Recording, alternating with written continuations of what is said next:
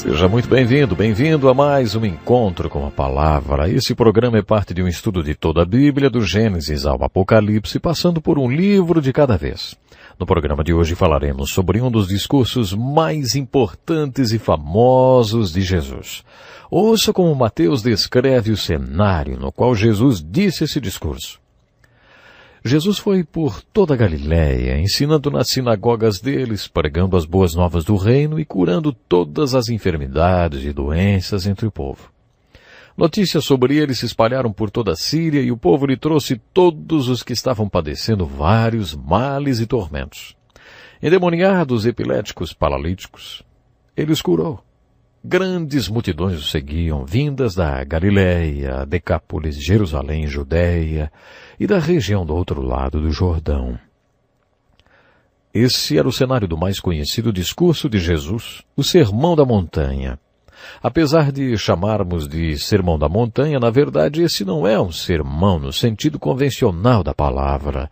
A ocasião ocorreu mais como o primeiro retiro espiritual cristão. Jesus estava sendo muito estratégico quando deu o Sermão da Montanha. Ele estivera ministrando para milhares de pessoas nos montes ao redor do mar da Galiléia. Aquelas pessoas tinham todos os tipos imagináveis de problemas. Para Jesus, eles representavam os problemas da humanidade. Depois de ministrar para todos os problemas da humanidade, Jesus tomou uma atitude estratégica. Foi para o ponto mais alto do outro lado da montanha e convidou algumas pessoas para se unirem a ele. Foi o que chamei de o primeiro retiro espiritual cristão. De acordo com Mateus 3:13, o convite foi personalizado. O contexto no qual esse ensinamento foi dado sugere um ponto de vista para esses 3 capítulos. Alguns pregadores até dizem que você pode destacar as páginas dos capítulos 5, 6 e 7 de Mateus e jogar o resto fora, porque esses capítulos resumem a verdade de toda a Bíblia. Eu não concordo com isso porque teria que jogar vários dos meus livros preferidos fora. Mas com uma coisa eu concordo, nesses 3 capítulos Jesus dá a essência do que a lei e os profetas ensinam. Ele dá a essência do que as Escrituras ensinam, principalmente na área da ética e relacionamentos humanos. Vamos analisar um pouco o contexto desses 3 capítulos antes de entrarmos no estudo deles propriamente dito. Quando Jesus convidou aquelas pessoas com todas as suas necessidades para o primeiro retiro espiritual cristão, ele dividiu a multidão em 2 grupos. Essas pessoas a quem ele convidou eram pessoas que tinham pelo menos demonstrado interesse em ser parte da solução de Jesus e parte da sua resposta para todas as necessidades da humanidade. Lembre-se que a multidão que ficou lá embaixo, no sopé da montanha, e era parte do problema. O desafio do Sermão da Montanha é saber em qual desses lugares você está. No Velho Testamento, Deus inicia o diálogo conosco perguntando: onde está você? Você está no sopé da montanha, sendo ainda parte do problema? Ou você está no topo da montanha com Jesus, hein? Você é parte da resposta de Jesus? Ou você é mais uma pessoa com dúvidas? Esse é o desafio com o qual nos deparamos ao considerarmos o contexto do Sermão da Montanha. De acordo com o teólogo Martin Lloyd-Jones, esse contexto no qual o ensinamento é dado é uma ilustração das crises resultantes da conversão ao cristianismo. Afinal das contas, o que é ser cristão, hein? O que significa ser discípulo de Jesus Cristo? Às vezes, lendo os textos de Paulo e de João, podemos pensar que, em algumas ocasiões, eles escreveram que ser cristão não envolve nenhum comprometimento da nossa parte nem nos custa nada. Essa visão vai depender da sua interpretação do texto. E não é dessa forma que Mateus apresenta o Evangelho de Jesus Cristo ou as crises que envolvem o tornar-se cristão. A perspectiva de Mateus não foi o que você ganha com isso, mas logo no início ele fala sobre o que Jesus ganha com isso. Não é uma questão de deixar Jesus fazer parte dos seus planos. É de Jesus deixar você fazer parte dos planos dele. O desafio é: você quer ser uma das respostas e das soluções de Jesus? Você está pronto a comprometer-se com a obra de Jesus Cristo? Jesus Cristo foi um visionário. Ele era um homem com uma visão. Ele era um missionário. Ele era um homem com uma missão. Se você entender o contexto desse sermão, também entenderá que esse retiro serviu para um recrutamento de pessoal. No seu primeiro retiro, Jesus quis recrutar missionários que o ajudariam a implementar sua missão e sua visão. Esse era o contexto do Sermão da Montanha. Esse sermão nos apresenta o desafio que envolve o tornar-se cristão. Agora estamos prontos para analisar o conteúdo do Sermão da Montanha. Depois de reunir aquelas pessoas, ou seja, seus discípulos, no topo da montanha, Jesus começa a ensiná-los algumas atitudes que fariam deles respostas e soluções de Jesus. Gosto de ouvir pastores que pregam com clareza. Uma vez ouvi um pastor perguntar à sua plateia: "Você está atravessado? Está na pior? Ferrado? Precisando de um check-up do pescoço para cima?" Quando ouvi o pastor falar estas coisas, pensei que aquilo sim era ser direto. Achei bárbaro demais. Nunca mais me esqueci daquela pregação. Parece que Jesus começa a dar os seus ensinamentos no topo da montanha com o check-up do pescoço para cima. Ele começa falando de atitudes. Jesus sempre enfatizou a forma como a pessoa enxerga a vida. No meio do discurso, no capítulo 6, Jesus afirma: "Os olhos são a candeia do corpo. Se os seus olhos forem bons, todo o seu corpo será cheio de luz. Mas, se seus olhos forem maus, todo o corpo será cheio de trevas." Por olhos, Jesus quer dizer a sua maneira de enxergar as coisas, a sua perspectiva. Como é que você vê as coisas, hein? A maneira como você enxerga tudo pode ser a diferença entre um corpo cheio de luz e um corpo cheio de trevas, entre uma vida feliz e uma vida infeliz. Por isso, Jesus inicia seus ensinamentos mostrando às pessoas como ser solução e resposta para todos os problemas que estão lá no sopé da montanha. Observe estas atitudes no início do Sermão da Montanha. "Bem-aventurados os pobres de espírito, pois deles é o reino dos céus. Bem-aventurados os que choram, pois serão consolados. Bem-aventurados os humildes, pois eles receberão a terra por herança. Bem-aventurados os que têm fome e sede de justiça, porque serão satisfeitos. Bem-aventurados os misericordiosos, pois obterão misericórdia. Bem-aventurados os puros de coração, pois verão a Deus. Bem-aventurados os pacificadores, pois serão chamados filhos de Deus. Bem-aventurados os perseguidos por causa da justiça, pois deles é o reino dos céus." Com essas bem-aventuranças, Jesus mostrou qual deve ser a visão de um discípulo e descreveu como deve ser o caráter de quem quer tornar-se cristão. Você é parte do problema ou da solução, hein? Você é parte da resposta ou mais uma dúvida? Onde está você? Você é um cristão? Com a apresentação dessas atitudes, Jesus está dizendo: aqui está o perfil de um homem e de uma mulher que é minha solução e resposta para todas as necessidades que estão lá no sopé da montanha. Podemos resumir todas as bem-aventuranças com apenas uma: bem-aventurados os pobres de espírito. O que isso significa, hein? A palavra bem-aventurados significa feliz ou próspero espiritualmente, ou estar num estado de graça. Em outras palavras, Deus planejou o homem para ser abençoado. Antes de Adão cair, ele era uma pessoa assim. Se você quer ser espiritualmente próspero e viver nesse estado de graça, e ser tudo aquilo que Deus planejou que o povo fosse, mesmo que chegue ao ponto de você ter a solução para os seus problemas e para os de outras pessoas, essa deve ser a sua primeira atitude.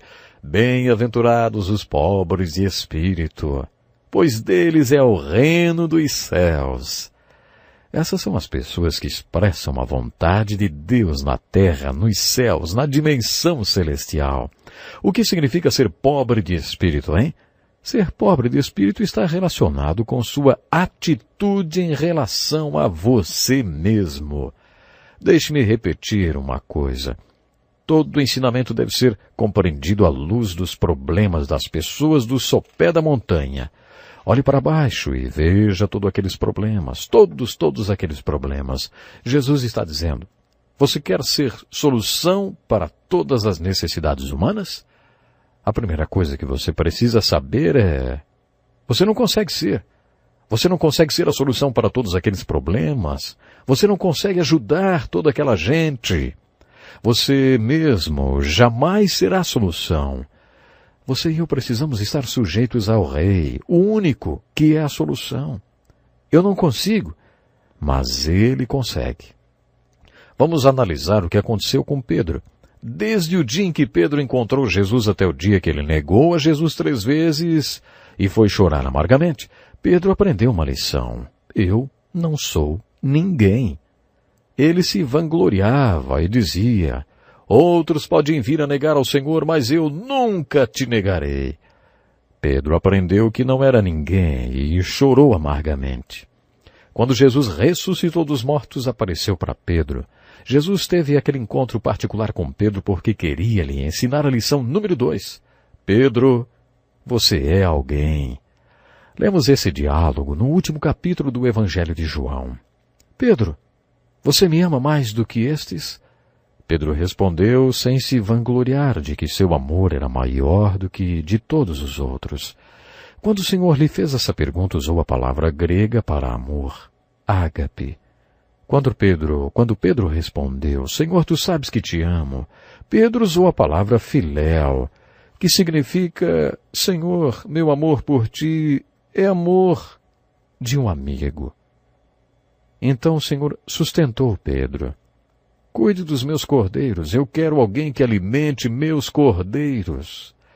A segunda bem-aventurança é: bem-aventurados os que choram, pois serão consolados. Uma das coisas que Jesus poderia ter dito é: olhe lá para baixo, no sopé da montanha, está vendo toda aquela gente sofrida?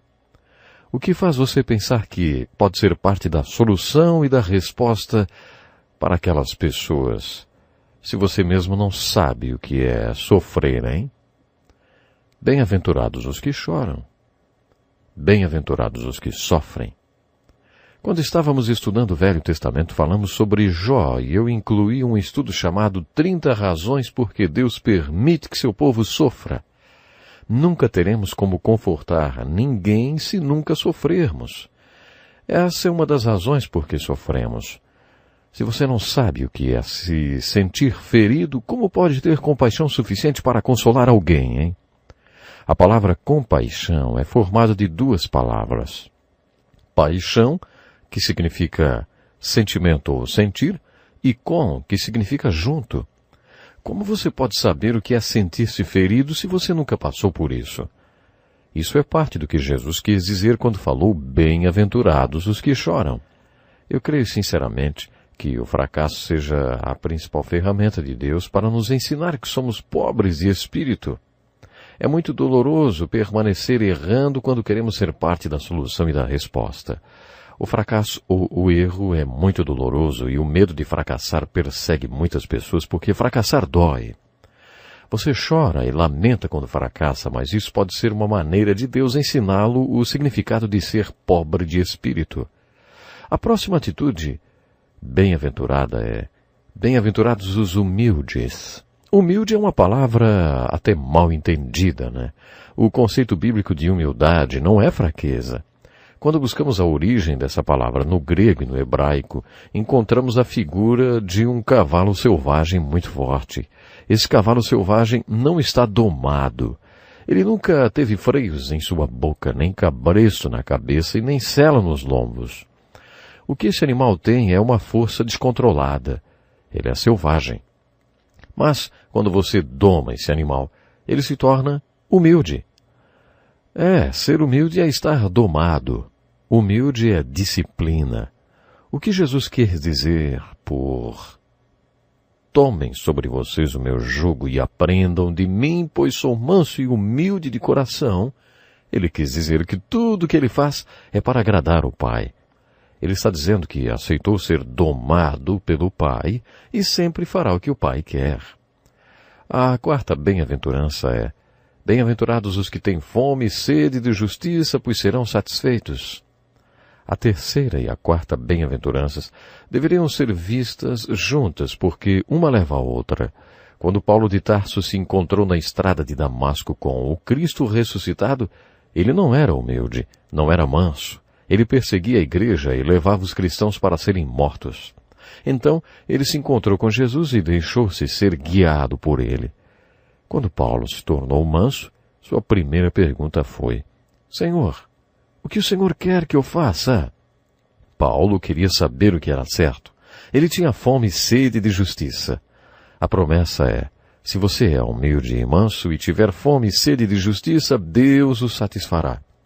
Na verdade, o grego sugere que Deus encherá você de tanta justiça que você pode até se engasgar. Que tipo de homem é esse, hein? Cheio de justiça? Ele é legalista? Ele é justo porque não faz isso nem aquilo e porque olha de cima para todo mundo que faz? Como é o homem que é cheio de justiça? A próxima bem-aventurança é: bem-aventurados os misericordiosos, pois obterão misericórdia. A palavra misericordioso significa amoroso. Bem-aventurados são aqueles que são cheios do amor ágape de Deus. Se você vai descer a montanha, ser parte da solução para todos que estão feridos, você tem de ser alguém cheio de todo o maior de Deus. Ser cheio da justiça é sinônimo de ser cheio do amor de Deus. Ser justo é ter amor. Amamos quando temos um motivo para isso, o que nos leva à próxima bem-aventurança. Bem-aventurados os puros de coração, pois verão a Deus.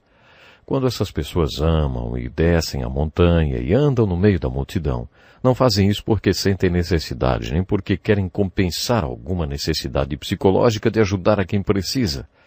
Elas fazem isso porque estão cheias do amor de Deus, e suas intenções são puras, e seus corações estão cheios de amor. As pessoas sempre questionam esse tipo de atitude. Se você desse R$1.000 para alguém, a pessoa perguntaria: por que é que você está fazendo isso? O que você quer em troca? O que eu vou ter que fazer se aceitar esse dinheiro? As pessoas são logo questionadas sobre quais são seus motivos para fazer o bem. O discípulo de Jesus, que foi caracterizado como aquele que tem fome e sede de justiça, é evidenciado pelo amor verdadeiro, que parte de um coração puro e desinteressado. Ele diz para as pessoas que as ama e que elas não precisam lhe dar nada em troca, que ele só quer ter o privilégio de amar com o amor de Cristo. A próxima bem-aventurança é: bem-aventurados os pacificadores, pois serão chamados filhos de Deus. A palavra pacificadores está relacionada à reconciliação. O discípulo de Jesus com atitudes bem-aventuradas é um reconciliador. Um dos grandes problemas do mundo de hoje é a alienação. Um dos problemas tratados na Bíblia é a alienação do homem com relação a Deus. No princípio, o homem e Deus estavam reconciliados, mas o homem escolheu se afastar de Deus e seguir o seu próprio caminho, a sua maneira. O homem afastou-se de Deus, porque Deus é santo. Deus não pode coexistir com o homem desobediente e pecaminoso.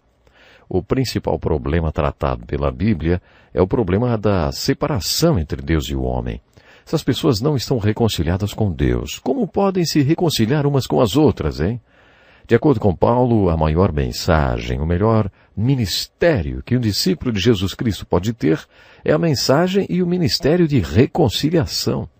Deus estava em Cristo reconciliando consigo o mundo. Somos comissionados por Cristo para irmos e dizermos ao povo: reconcilie-se com Deus. Deus se reconcilia com você por causa de Jesus. Uma das características de um discípulo é a de ser um reconciliador. Os discípulos foram perseguidos por causa de todas essas atitudes bem-aventuradas que Jesus Cristo lhes ensinou. Mas o mundo não valoriza esse discípulo. O verdadeiro discípulo de Jesus Cristo é perseguido. Por quê? Principalmente porque ele é pacificador. Onde um reconciliador exerce o seu ministério de reconciliação, um mensageiro de reconciliação vai onde o conflito está, onde está o problema, e geralmente esse é um lugar muito perigoso. Em algumas partes do mundo, há ocasiões em que o reconciliador tem que dar sua vida por causa do ministério de reconciliação. Os discípulos de Cristo, os pacificadores, exercem seus ministérios de reconciliação em suas igrejas, no bairro onde vivem, em casa e no trabalho. Meu pai era um carteiro durante o dia e motorista de táxi à noite. Enquanto os outros motoristas esperavam por seus clientes, ficavam parados conversando e acabavam discutindo e brigando. O chefe do meu pai me disse uma vez que os outros motoristas nunca brigavam enquanto ele estava lá. A atitude pacificadora do meu pai influenciava os outros motoristas. A oitava atitude bem-aventurada completa o perfil de um discípulo, que é a solução e a resposta de Jesus para os problemas do mundo. Nessas 8 bem-aventuranças, Jesus Cristo está nos dizendo que esses são os fatores que compõem o caráter de uma pessoa reconhecida como cristão. No contexto do Sermão da Montanha, Jesus apresenta a crise resultante do processo de tornar-se cristão.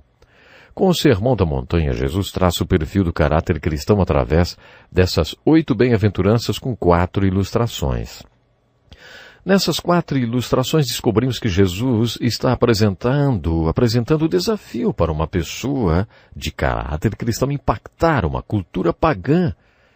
Depois de apresentar as bem-aventuranças, Jesus disse que, se possuirmos essas características pela graça de Deus, elas farão do cristão o sal da terra, a luz do mundo, uma cidade sobre um monte que não pode ser escondida, uma candeia acesa. O que essas 4 metáforas querem dizer, hein? Elas ilustram o que acontece quando o discípulo, o cristão, vai lá para baixo e enfrenta os problemas da multidão. A palavra cultura denota como fazemos as coisas. Se você é realmente um missionário e quer ser a solução de Jesus Cristo e sair a ver aí as pessoas se converterem como resultado do seu ministério missionário, sabe qual será o seu pior inimigo? A cultura. Isso porque cultura serve como justificativa para as pessoas falarem: ah, mas nós fazemos assim, nós fazemos e não fazemos assado.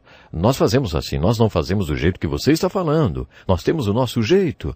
Mesmo que estejam falando do que é o jeito de Jesus. Fazemos do nosso jeito, as pessoas dizem. E elas chamam isso de nossa cultura. Quando você entende o contexto e o conteúdo do Sermão da Montanha, também entende mais uma coisa. Jesus foi um revolucionário. Ele veio para revolucionar a cultura. Se você é discípulo de Jesus, não deve ter medo de ouvir que você está ferindo a cultura desse ou daquele povo. Todos os dias você deve encarar a sua missão de impactar a cultura com a mensagem de Jesus Cristo. Se você entender essas 4 ilustrações, também entenderá 3 coisas. Primeiro, a crise que se desenvolve quando uma pessoa se converte. Segundo, o caráter de um cristão. Terceiro, o desafio do cristão de impactar as culturas pagãs. Ficamos por aqui hoje. Até o próximo programa.